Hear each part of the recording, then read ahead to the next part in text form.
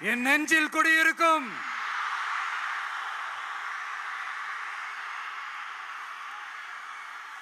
புதுச்சேரி மக்கள் உங்கள் அனைவருக்கும் என்னுடைய வணக்கம். வணக்கம் வணக்கம். எல்லாரும் எப்படி இருக்கீங்க?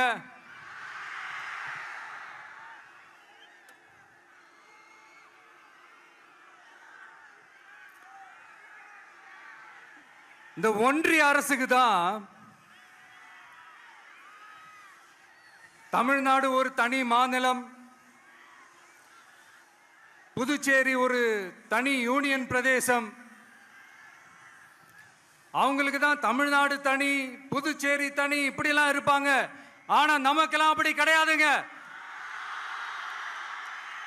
நாமெல்லாம் வேறு வேறு கிடையாது. நாம் எல்லாரும் ஒண்ணுதான்.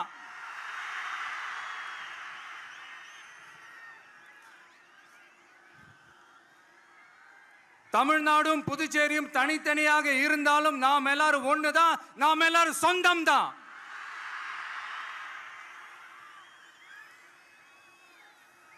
வேற வேற வீட்டுல, வேற வேற ஊர்ல, வேற நாட்டுல, வேற ஸ்டேட்ல இருக்கிறதுனால நாம் எல்லாரும் சொந்தங்கள் இல்லைன்னு ஆயிட முடியுமா? அது எப்படி முடியும்? இப்ப பாத்தீங்களா, ஒருத்தருக்கு ஒருத்தர் பார்த்துக்கும் போது அந்த பாச உணர்வு, அதுதாங்க, அது மட்டும்தான். அது இருந்துட்டாலே போதும், வேற எதுவுமே தேவையில்லை.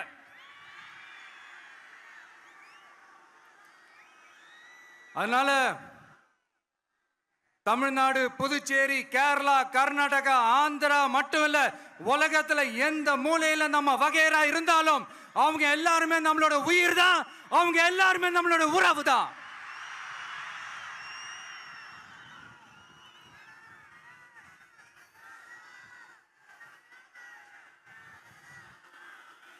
புதுச்சேரினாலே உடனே ஞாபகத்துக்கு வர்றது மணக்குள விநாயகர்,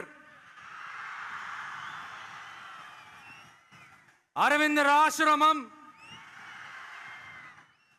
வில்லியனூர் மாதான் சொல்லி இவங்க எல்லாரும் ஞாபகத்தில் வருவாங்க.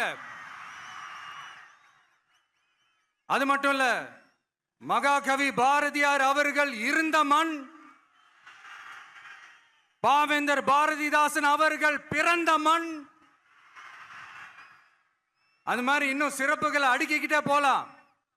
ஆனா அரசியல்னு வந்துட்டா ஒரு முக்கியமான விஷயத்தை பத்தி நம்ம சொல்லி ஆகணும். 1977ல புரட்சி தலைவர் எம்ஜிஆர் அவர்கள் தமிழ்நாட்டில் ஆட்சி அமைச்சாங்க. ஆனா அதுக்கு முன்னாடியே 1974லயே இங்க புதுச்சேரியில அவங்களோட ஆட்சி அமைஞ்சது. அதனாலதான் அப்பவே சொன்னாங்க, நமக்காக வந்தவர் எம்ஜிஆர், அவரை தமிழ்நாட்டில் மிஸ் பண்ணிடாதீங்கன்னு நமக்கு அலர்ட் பண்ணதே புதுச்சேரி தான். அப்படிப்பட்ட புதுச்சேரியை நம்மளால மறக்க முடியுமா? அது மட்டும் இல்ல, இங்க இருக்கிற மக்கள் தமிழ்நாடு மாதிரியே புதுச்சேரி மக்களும் என்ன கிட்டத்தட்ட ஒரு 30 வருஷமா என்ன தாங்கி பிடிச்சுக்கிட்டு இருக்கிறீங்க.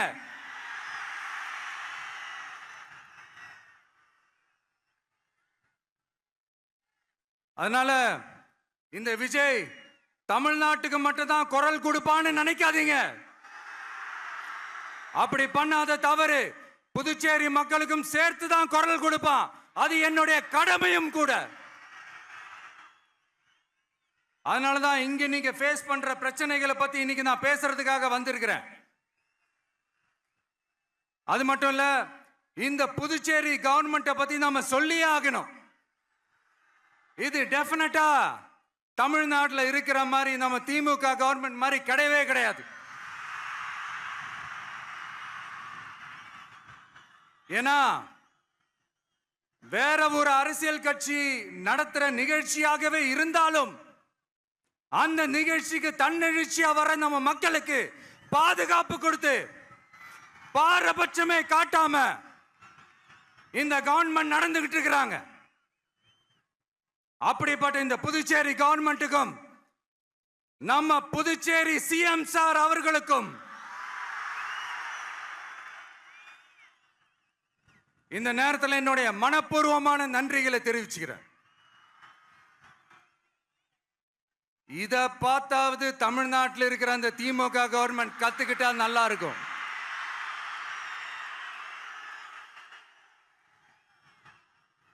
ஆனா அவங்க கத்துக்க மாட்டாங்க. பரவாயில்ல, வரப்போற எலெக்ஷன்ல 100% கத்துக்குவாங்க.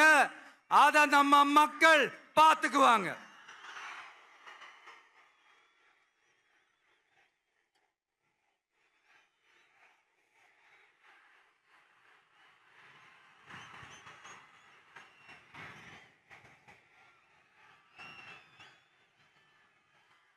புதுச்சேரியில் இருக்கிற கவர்மெண்டோட கூட்டணி ஆட்சியில் இருந்தாலும் புதுச்சேரிய ஒன்றிய அரசு எதிலையுமே கண்டுக்கல என்றது புதுச்சேரி மக்களான உங்களுக்கு நல்லாவே தெரியும்.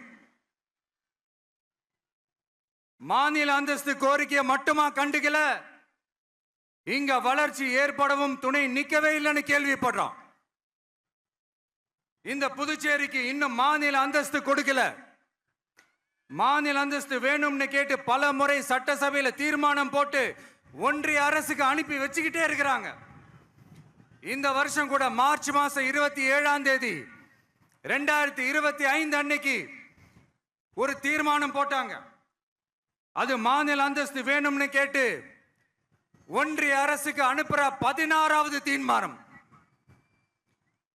புதுச்சேரி காரைக்கால் பகுதிகளில் மூடப்பட்ட 5 மில்கள், பல்வேறு தொழிற்சாலைகளை மீண்டும் திறக்கிறதுக்கு இதுவரைக்கும் ஒரு துரும்ப கூட கிள்ளி போடல.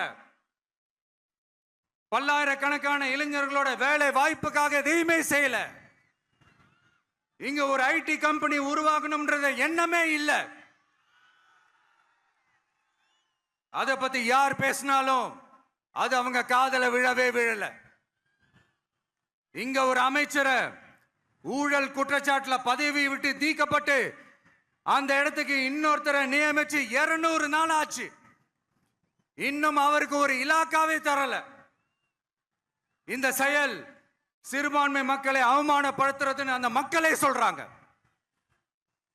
புதுச்சேரியோட முக்கிய அங்கமாக இருக்கிற காரைக்கால், மாகே, ஏனாம் பகுதிகளில் எல்லாம் முன்னேற்றமே இல்லைன்னு அந்த பகுதி மக்கள் சொல்லிக்கிட்டே இருக்கிறாங்க. குறிப்பா காவிரியோட கடைமடை பகுதியான காரைக்காலை மொத்தமா கைவிட்ட மாதிரி தான் இருக்குது. இது எல்லாமே முன்னேற்றம் அடையணும். டூரிஸ்ட் பிளேஸ் ஆன புதுச்சேரியில போதுமான அளவு பார்க்கிங் வசதி இல்ல, போதுமான அளவு கழிப்பறை வசதி இல்ல. இதெல்லாமே மேம்படுத்தணும். புதுச்சேரி கடலூர் மார்க்கமான ரயில் திட்டம் வேணும்ங்கிறது நீண்ட கால கோரிக்கை. புதுச்சேரி மக்களுக்கு ஒன்னே ஒண்ணுதான் சொல்லணும், இந்த திமுகவை நம்பாதீங்க. அவங்களுக்கு உங்களை நம்ப வச்சு ஏமாத்துறது தான் அவங்க வேலையே. நான் சொன்ன பல கோரிக்கைகளை எல்லாம் தீர்த்து வைக்கிறதுக்கு நம்ம புதுச்சேரி கவர்மெண்ட்டுக்கும் அதோட மக்கள் திட்டங்களுக்கும் ரொம்ப அக்கறையா உண்மையா துணை நிற்கிறோம். தமிழ்நாட்டை ஒதுக்குற மாதிரி புதுச்சேரியும் ஒதுக்க கூடாதுன்னு நாங்க கேட்டுக்கிறோம். கிட்டத்தட்ட 20 லட்சம் பேர் வாழ்ற யூனியன் பிரதேசமான புதுச்சேரி மத்திய நிதி குழுவில் இடம்பெறவில்லை.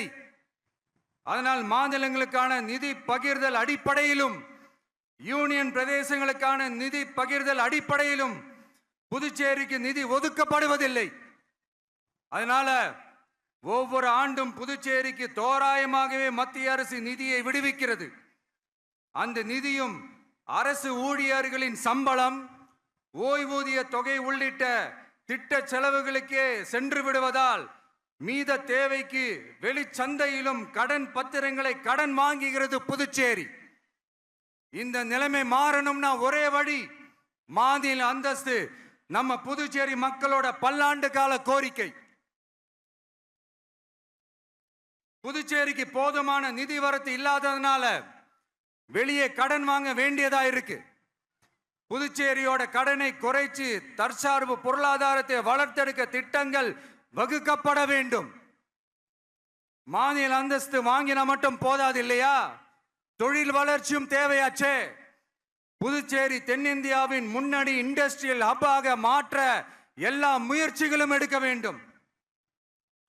இந்திய அளவில் ரேஷன் கடைகளே இல்லாத மாநிலம் புதுச்சேரி தான். ஏழை எளிய மக்களுக்கு வாழ்வாதாரமே ரேஷன் கடைகள் தான். மற்ற மாநிலங்கள்ல இருக்கிற மாதிரி இங்கேயும் அரிசி, சர்க்கரை, பருப்பு, கோதுமை, எண்ணெய்னு அனைத்து பொருட்களும் வழங்கும் முறை சீராக்கப்பட வேண்டும். கடைசியா மீன்பிடிக்க செல்லும் காரைக்கால் மீனவர்களை அடிக்கடி கைது செய்யும் இலங்கை கடற்படை அவர்களின் படகுகளையும் பறிமுதல் செய்து விடுகிறது.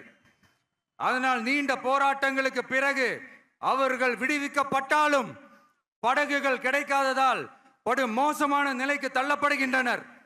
இந்த நிலை மாற வேண்டும். நான் மறுபடியும் சொல்றேன், இந்த விஜய் புதுச்சேரி மக்களுக்காகவும் எப்பவும் துணை நிற்பான். வரப்போற புதுச்சேரி தேர்தல் களத்துல நம்மளுடைய தமிழக வெற்றி கழகத்தின் கொடி பட்டொளி வீசி பறக்கும். கான்பிடென்டா இருங்க, நல்லதே நடக்கும். வெற்றி நிச்சயம்.